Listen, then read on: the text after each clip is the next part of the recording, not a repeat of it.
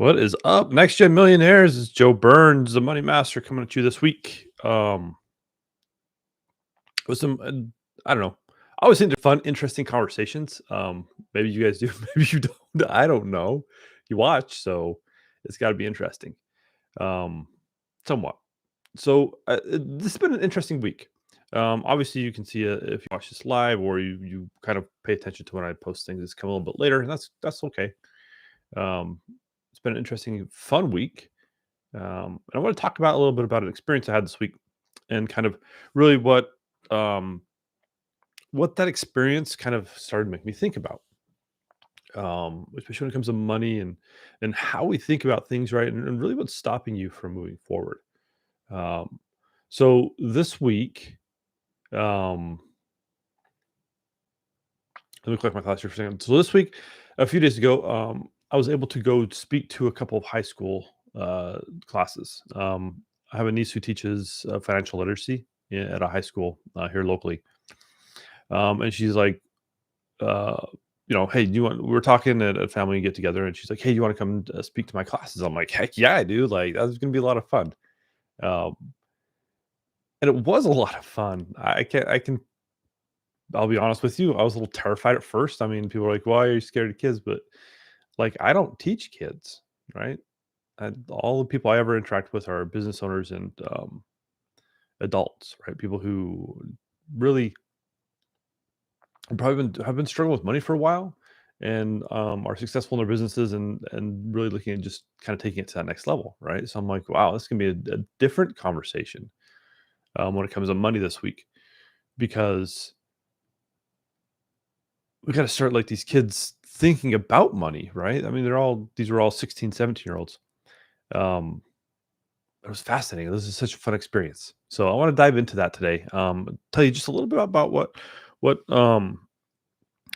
kind of I noticed as I was talking to them, and because I had kind of a rough outline um, about like what I want to talk about and the topics I want to touch, and the topic specifically I was going to talk about, right, was just entrepreneur and the risks and rewards of entrepreneurship.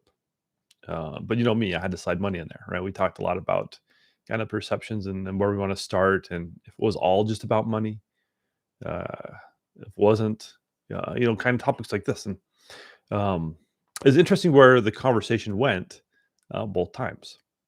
Now, let's set the stage here, right? So the classroom of like, I don't even know, like close to 30 kids. There were two classrooms.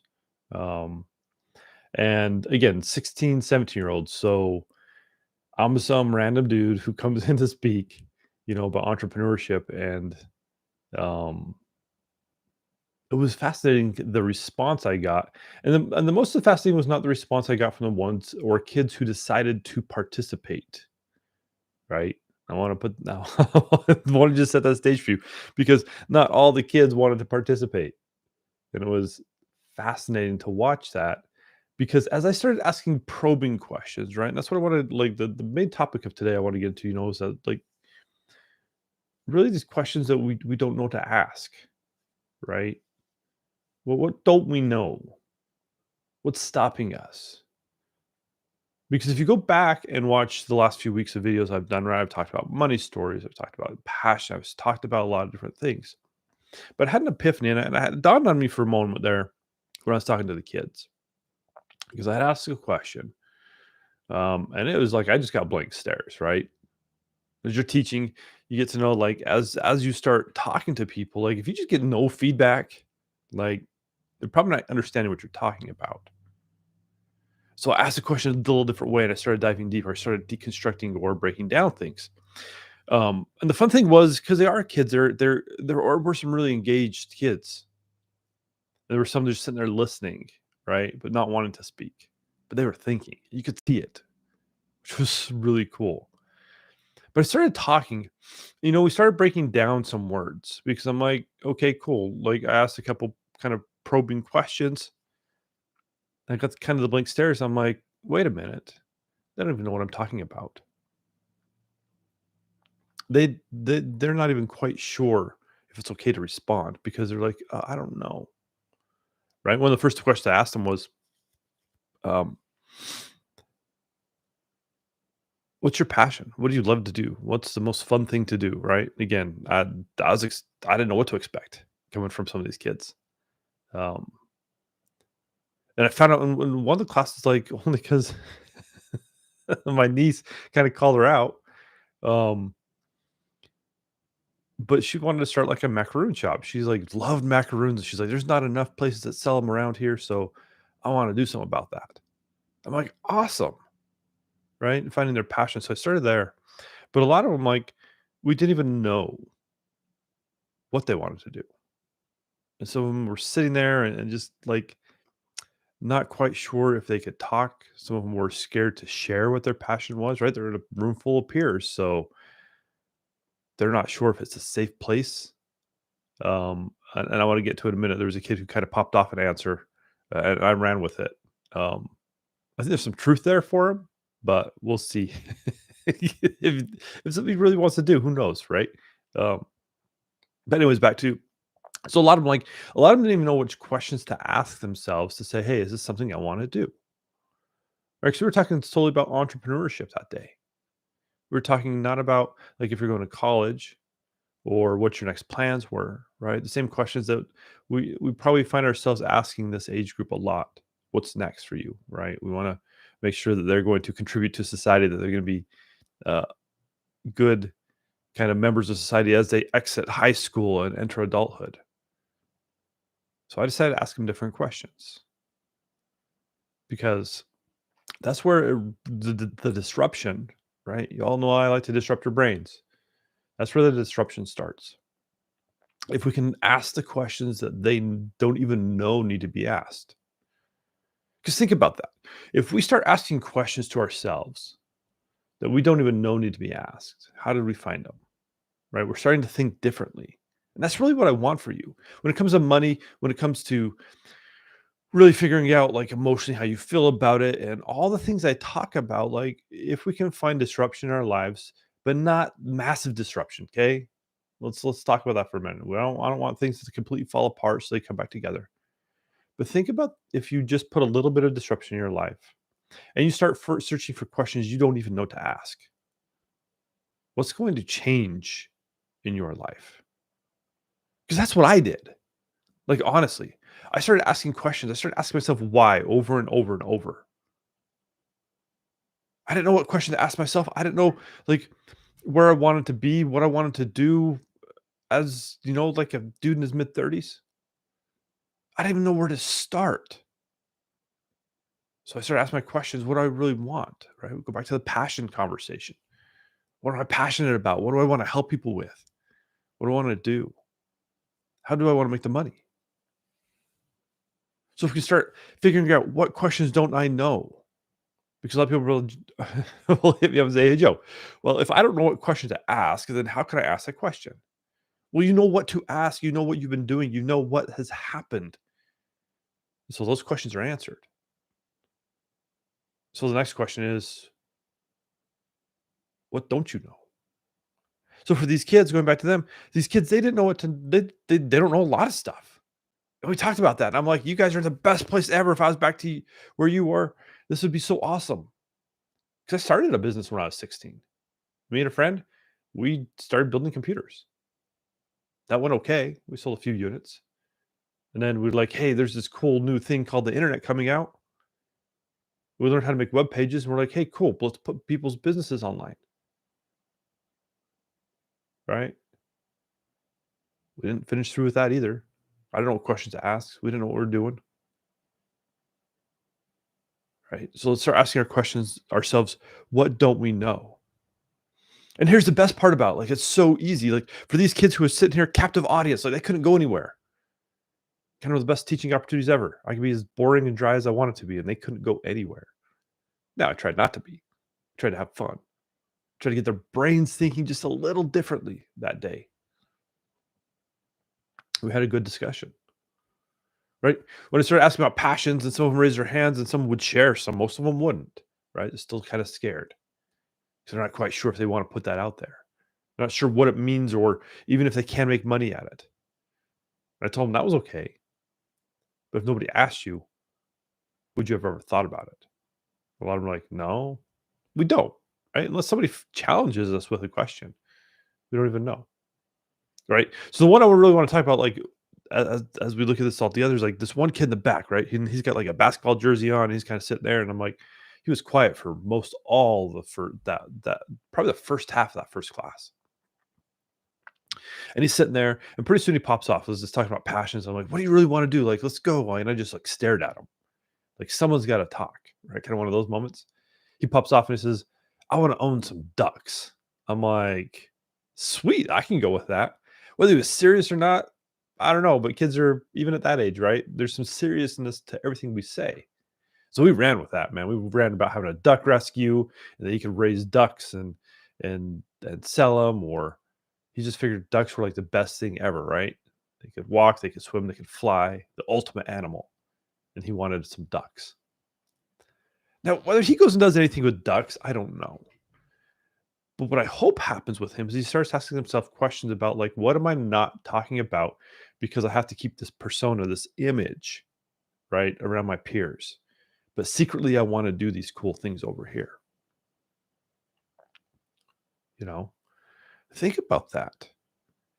Think about what we don't do. Think about what you, again, questions you're not asking yourself. Think about how money's influencing you, right? We talked stories a few weeks ago. Think about like how that ties into your passion and how if we start challenging ourselves, then we can start seeing things differently. Because we all know we don't have the money we want to make that big dream possible, that big vision, right? If you sat down and actually looked at what your big vision is and what you want to accomplish, you have the resources, not just money, but do you have the people in your life? Do you have the time to make it happen? Have you ever done it before? If not, then you need to find people, right? We can't do this alone. So we got to know what questions to ask ourselves and ask ourselves those hard questions.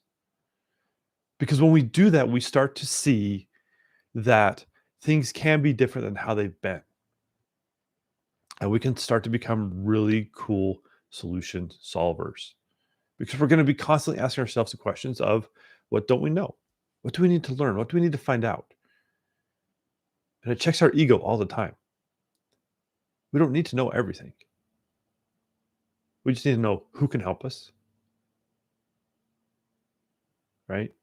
How much money we need to get there, how much energy we need to invest in ourselves, how much time it's going to take. If we can go back and be honest about what we want to do. Again, the kid with the ducks. I don't know if he was completely honest and true. He was having a fun time with it. I ran with it. We talked a lot about different aspects of what he could do with it. And maybe it's true. Maybe that's what he really wants to do. Maybe one day down the road, I'll run into some kid and be like, hey, guess what? You came and talked to our class one day, and now I'm raising ducks. I don't know. But what I do know, right, when we look at money, when we look at ourselves, when we look at how the world works and what we want to do, let's ask ourselves questions. Because if we can inspire ourselves, then we can inspire others. We can figure out what we need to ask or what hasn't worked, and then turn around and say, okay, if this hasn't worked, how can I turn it around so it will work? When we get stuck there, then we can find people who can help us, coaches, mentors, people like that we can ask questions to, where they can help us see things from a different perspective. Right? A lot of people, I look back at again, like I mentioned, my first business that I had with a friend, right? We built computers and then we did websites. Man, I look back now and I feel like if I'd had the proper mentor and teacher and somebody in my life where I ask myself the questions, what don't I know so I can go learn it? Right. That would have actually been a pretty lucrative business. We're talking website design in the mid 90s. The space, it was a green field for opportunity. But if we never challenge ourselves, if we never think differently than other people, then it's going to be really hard to get to where we want to go. This world needs new ideas, not different ideas, new ideas. It needs innovation on things that aren't working. We need to come up with unique solutions to complex problems that have been around for a while that we've tried to solve. But if we don't ask ourselves the questions, if we don't start getting our brains to think a little bit differently, then it's going to be really hard, especially when we see money and money comes into our lives and then it triggers us. Can't change the world on $100. We really can't.